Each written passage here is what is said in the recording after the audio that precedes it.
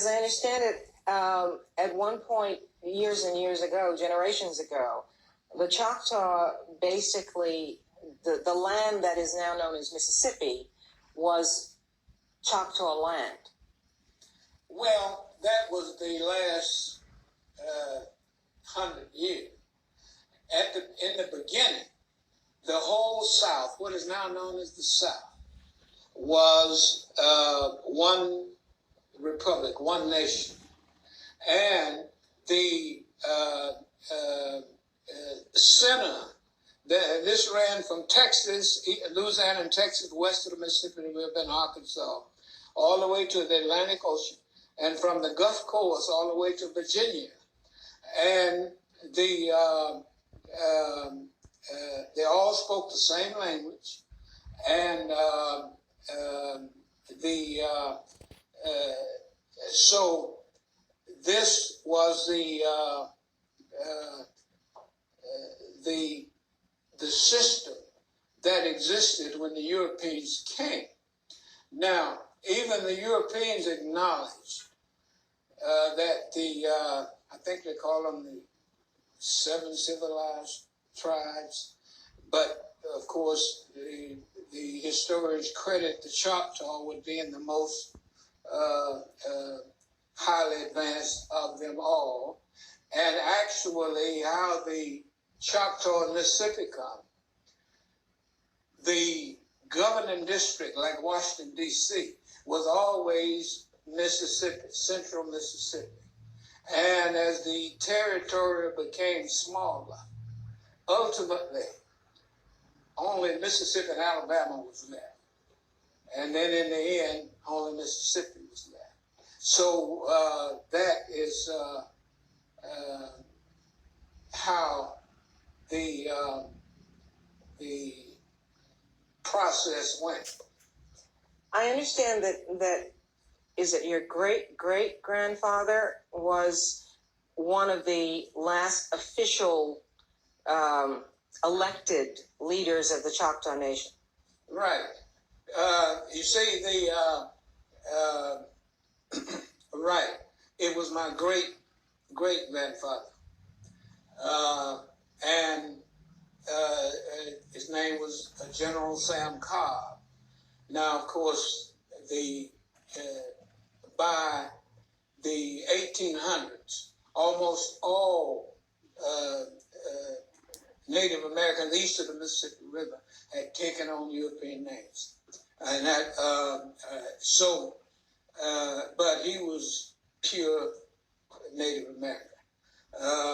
And his rank was, of course, British, because most all of the European nations gave, they either, you hear the French and Indian War, but every war almost, you had the Native Americans fighting either on one side or the other for the European. And of course,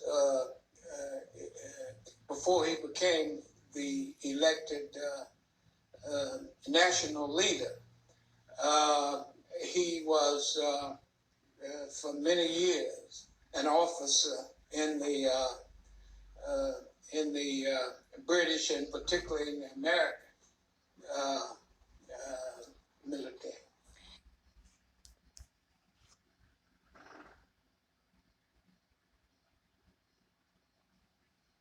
Through our history, at least 2,000 years, my family is primarily Native American. And when you say at least 2,000 years, that means, I assume, that you can trace it back to Africa and also to your Native American heritage.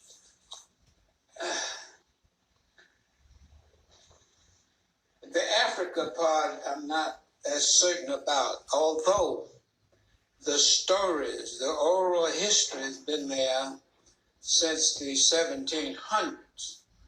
And not only did I hear it, but my youngest brother, 9 years younger, heard it as a little child. I mean, but the Native American thing is real clear. Because most people are unaware that the Native American system was very similar to the European system. The people who governed were from aristocratic families, and those families had certain responsibilities. And my family's responsibility was education, and then of course passing it on from generation to generation orally. So it is pretty clear in terms of the Native Americans. What that meant was that they were responsible for knowing everything in that area the oral historians overall for the whole nation. Their primary job was learning everything about the civilization and digesting it and passing on the best part and leaving the other part behind. That was their job, sifting and passing, because you can only remember so much orally. So, and the different families had different responsibilities. Some were responsible for medicine, health, some responsible for education, some responsible for farming activities or whatever. I mean, but each family had its own responsibility. And so our family was education, which meant we had to learn everything about education, the procedures, how you do it, I mean, and then pass that on to the next generation. And you said that the history would be sorted out so that the good things were preserved and the rest was left behind? Right. I mean, the best is preserved, and then the rest. In other words, you have to determine how much can be passed on, and you have to select what that is from what's available at this time. I mean, so it was quite a process that was involved. And of course,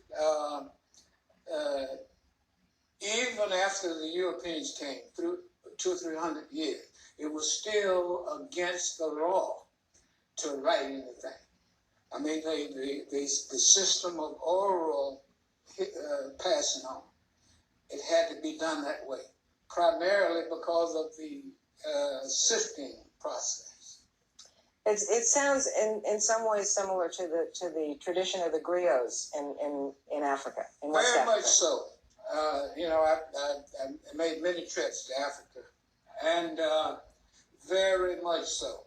And it's very, very similar, but it does not surprise me because they had an oral tradition as well. They did not have a written language, the same as the Native Americans never had a written language.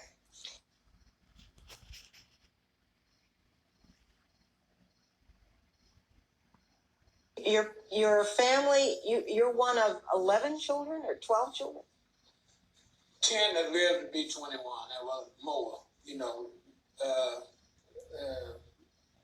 Part of the Native American culture was that you don't speak of the dead. You see, my daddy's first wife died. And 17 years in that house, I never heard her name. I mean, you just don't talk about Mm-hmm.